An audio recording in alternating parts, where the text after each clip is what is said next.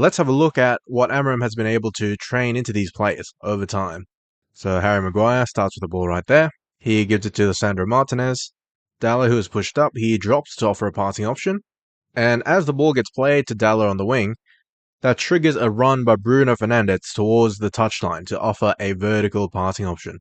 But there's a wrinkle where the striker drops in this case Rasmus Højlund, and Dalot finds him in this zone here where, there's a lot of space. Curtis Jones is blocking off the pass to Mainu, so there's a pass option here, if need be, which can then be played up the pitch, etc., etc. Højlund drops in, as we said, and passes it off to Mainu. He struggles to control it a little bit, but ends up getting it back to Bruno, and Rasmus Højlund, after dropping the bounce pass off, he's off. Bruno tries to find this run over the top. As you can see, Van Dijk has a nice little cushion there, if anything was to drop inside. The pass is too long anyway, and Alisson hoops it clear. Under Ten Hag, everyone talked about a lack of a style of play. Well, we've seen this, sporadically, but over a number of games where you can see that this is what Amorim is trying to do.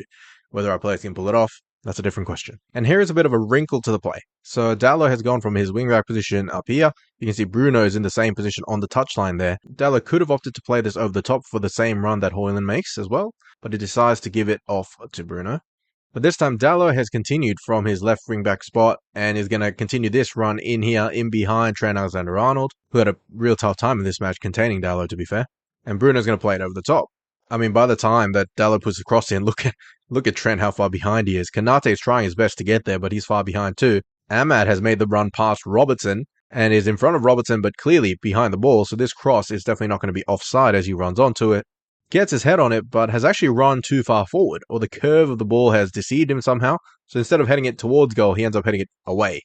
And that's the chance gone. And United's best chance from a half came from a ball over the top, actually, played by Lisandro Martinez. So this time he's bypassing all the midfield players there. Rasmus was making the same run off camera, and Lisandro is going to find him.